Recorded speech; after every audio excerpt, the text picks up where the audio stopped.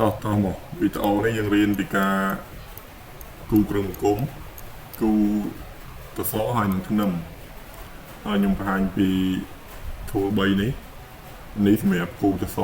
quick draw column ហើយអានេះសម្រាប់គូធ្នឹម quick draw bin ឬក៏ column ក៏បានដែរហើយអានេះសម្រាប់គូធ្នឹមនឹងសដែរតែគ្រាន់តែអានេះលឿនហើយអានេះក៏លឿនតែបើនេះយើងត្រូវចុចវាមួយសម្រាប់គូបន្ទាត់គូអីអានេះក៏នឹងចុចคลิกមួយហើយអូសមកចុចបានមួយទៀតបានធ្នឹមនេះមួយហើយចុច escape ផ្ដាច់វាមួយមក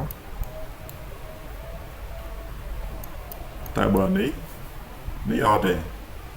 quick draw bin នេះយើងចុច click លើវាមួយមកហើយយើងជ្រើសរើសមកកាត់ធ្នឹមយក23នេះមកខ្ញុំគ្រាន់តែអូសទៅចេះមកបានទាំងអស់ហើយបានធ្នឹមភាសាទាំងអស់ ETABS វាល្អដល់វាលឿនក្នុងការគូហើយនេះឧទាហរណ៍ខ្ញុំចង់គូសសអញ្ចឹងមកខ្ញុំចុចលើនឹងហើយទី3នេះ quick draw column នេះហើយខ្ញុំជ្រើសរើសយកមកកាត់សសមកហើយខ្ញុំចុច click លើនឹងភាសាទៀតហើយខ្ញុំគ្រាន់តែអូសទៅអញ្ចឹងមកបានមកកាត់សសនេះឃើញបានកាត់សសភាសាទាំងអស់ហើយវាមានចំណុចពិសេសល្អជាងនឹងមួយទៀតយើងលុបនេះចោលវិញសិនមកចំណុចលឿនជាងនឹងមួយទៀតឥឡូវឧទាហរណ៍ថានេះខ្ញុំចង់គូធ្នឹមទាំងអស់ភាសាគូបានទាំងអស់ហើយ1 2 3 4 5គឺគ្រាន់តែយើងដូរកន្លែង story 1នេះហើយយើងយកពាក្យថា all story នេះមកយកពាក្យ all story ហ្នឹងមកហើយខ្ញុំចុចលើកន្លែងគូធ្នឹម quick draw bin ហ្នឹងមកខ្ញុំអូសភាសាទៅអញ្ចឹងមកហើយនេះបានទាំងអស់នេះបានធ្នឹមភាសាទាំងអស់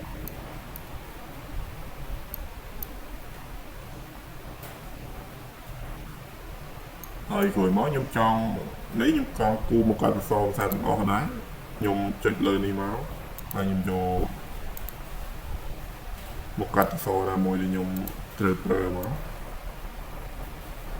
ហើយខ្ញុំចុចអូសចូលសិតវិញហើយ escape ដាច់វាវិញចុចអានឹងហើយយកមកកាត់ខលយើងត្រូវប្រើហើយចុចអូសវិញបាញ់ដែរមកបានភាសាទាំងអស់ដែរហើយនេះគូ slab គូអីក៏យ៉ាងដែរអានេះគឺវាមានភាពងាយស្រួលតែវាគូបានករណីតែព្រឹមគុំណាដែលមានជាន់មួយដូចគ្នាណាតែរកផ្សេងពីហ្នឹងគឺយើងត្រូវជ្រើសរើសយក one story នេះមកវានៅព្រឹមគុំតោះវីដេអូនេះយើងរៀនពីការកើតមកកាត់ slab កម្រាស់ slab យើងចូល modify ចូល section property ហើយចុចអស់មកព្រមមកយើងយកពាក្យថា slab section នេះ plan នេះ default កម្មវិធីយើងកុំយកវាខ្ញុំយកពាក្យ new នេះមក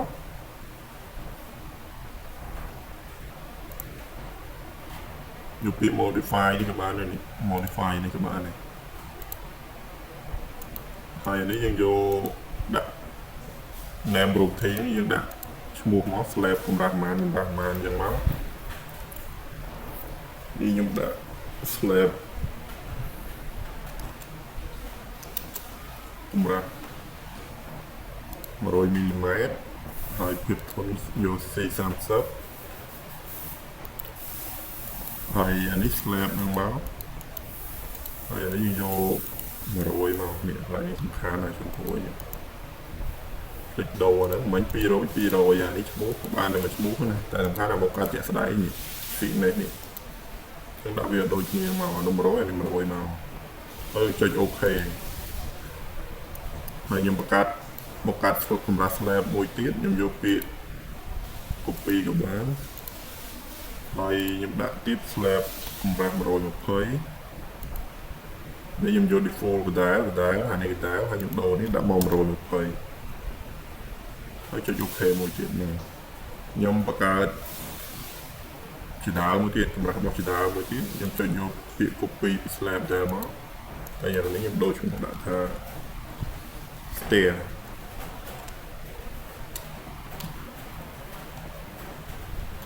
stair thì ai trong nó xịn này giờ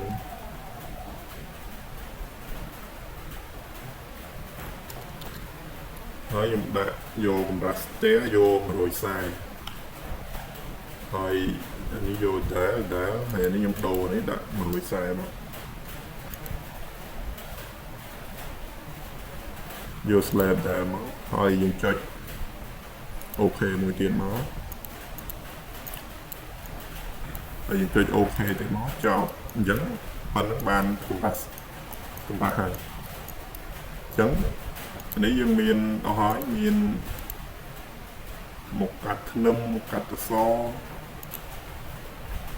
ហើយចូលមកឡើង section ដែលមកចូលឲ្យ slab នេះមកនេះយើងមានទៀតមុខកាត់ដែលយើងបង្កើតមិញមានមុខកាត់ slab កម្រាស់មកតាក់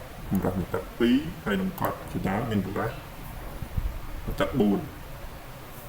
អញ្ចឹងវីដេអូបង្កើតមុខកាត់កម្រាស់របស់ slab នេះហើយនឹងជាដើមនេះមានតែប៉ុណ្ណឹងអរគុណ